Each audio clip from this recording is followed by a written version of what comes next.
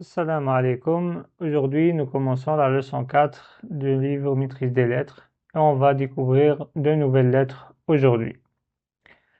La nouvelle lettre, la lettre numéro 4, c'est la lettre Ra. Elle s'appelle Ra. Donc, on va voir comment elle va s'écrire. Donc, elle s'écrit comme ça. Donc, elle s'attache avant, mais elle ne s'attache pas comme après. C'est comme, si vous vous souvenez, la lettre Elif qu'on a vue précédemment. Elif, elle s'écrit comme ça, mais elle ne s'attache pas. Contrairement à la lettre Mim, par exemple, ou à la lettre B, qui s'attache des deux côtés. La lettre Elif s'attache vraiment avant, mais après, elle ne va pas s'attacher. C'est comme la lettre Ra. Donc voilà. Donc par exemple, si on a la lettre Mim, ensuite la lettre Ra qui le suit, elle va s'attacher. Mais si on a une autre lettre Mim qui est après la lettre Ra, donc elle va pas s'attacher ici. Voilà du coup pour l'attachement de la lettre Ra. Ainsi de suite avec s'il y a une lettre qui ne s'attache pas avant elle. Par exemple, on a une lettre Ra suivie d'une lettre Ra. Donc ici, cette lettre Ra, en principe, elle s'attache avec la lettre d'avant. Mais puisque Ra ne s'attache pas avec la lettre d'après, donc Ra ici ne s'attache pas. C'est pour ça qu'on a ce dessin ici. Et à la fin du coup, elle va s'attacher, elle va s'écrire comme ça. Donc on va découvrir comment va se prononcer cette lettre avec les différents accents. Donc je vous rappelle, Fatha c'est le son A, Dhamma c'est le son OU, Kasra c'est le son I, et Sukun on bloque la lettre, on bloque le son. Donc la lettre Ra, on entend le premier son qu'on entend c'est R, et on ajoute un A, et donc ça donne Ra. C'est pas Ra, c'est Ra. Ensuite, cette lettre-là, Ra avec Fatha, suivie d'un Alif, ici, le Alif il n'a toujours pas d'accent, et du coup on a dit qu'il sert à prolonger. On l'a vu le Alif précédemment, si c'était Mim avec Fatha suivi d'un Alif, au lieu de dire Ma, on dit Ma. S'il y avait Ba avec Fatha suivi d'un Alif, au lieu de dire Ba, on dit Ba. Pareil ici. Le Ra avec Fatha, on lit Ra, suivi d'un Alif ici. Du coup, on lit Ra.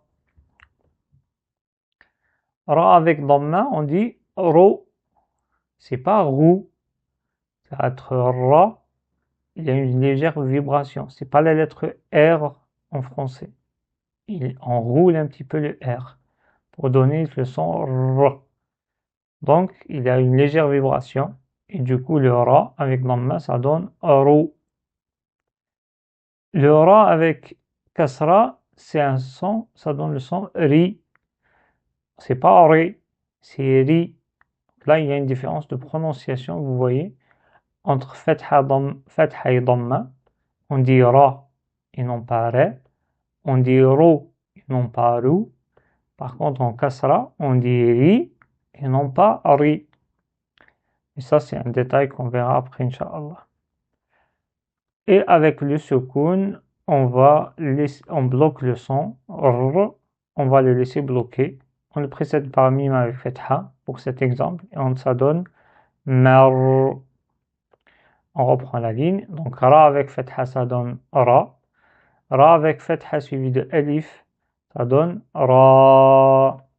Ra avec Dhamma, ça donne Rou. Ra avec Kasra, ça donne Ri. Et Ra avec Sukun précédé de Mim avec Fatha, ça donne Mar. C'est pas Mar. C'est pas Mer. C'est Ma. Mar. Il faut bien respecter les caractéristiques de chaque lettre. On passe maintenant avec les exemples avec Shadda.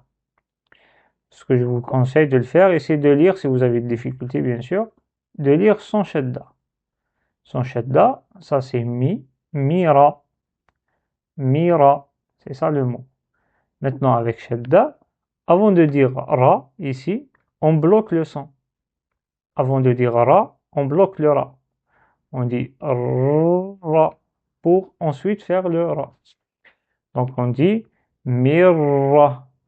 Ou bien si vous voulez vraiment le décomposer, c'est que on avait dit que shadda, c'est un dédoublement de lettres. Donc il y a deux lettres qui sont écrites. Le premier ra avec sukun et le deuxième ra avec fatha. Et on lit comme ça. Première syllabe, c'est mir. Et le deuxième, c'est ra. Mirra. Mirra. Et du coup, ça donne la case 6. Mirra. Maintenant, on a le même mot. Vous voyez, on a un alif qui est à la fin ajouté. Et ça, il sert à prolonger le dernier son. Et là, il faut vraiment être attentif à ça pour faire les deux choses. Et shadda, et le dédoublement, et le prolongement. Vous voyez, quand je décompose ainsi, le prolongement, je prolonge ra. Et le premier syllabe, c'est mir. Le deuxième, ra. Et du coup, si j'enlève ça, ça donne mirra. C'est pas mir ou mirra. Non, si on dit mirra, ça veut dire on est revenu à la case 6. C'est ça mirra. Avec alif, on dit mirra. On prolonge. On passe à la case 8. La case 8, c'est berru. Berru. Donc, comme je vous ai dit tout à l'heure, on enlève shadda. C'est quoi ce mot? C'est ba avec fatha, ça donne ba. Ra avec dhamma, ça donne ru. Berru. Berru. Maintenant, j'enlève shadda. Pardon, j'enlève ça pour voir shadda. Shadda, c'est quoi? C'est avant de prononcer ce ru, je bloque le son. Je dis berru. Avant de dire ou, je bloque le son que je vais avoir. Et du coup, au lieu de dire baru, je dis bar, je bloque le ra, bar, et ensuite je dis rou, ou. Barru, barru. C'est ça le mot. Et le neuvième, pareil, si vous voulez, on fait son shadda, c'est mari. Et avant de dire ri, je bloque le son de ri. Ri. Et là, je dis Mary. Mary. Voilà, du coup, la deuxième ligne, on va la refaire. Mirra. Mirra. Berru. Mary. Voilà, du coup, pour la prononciation de la lettre Ra avec les accents.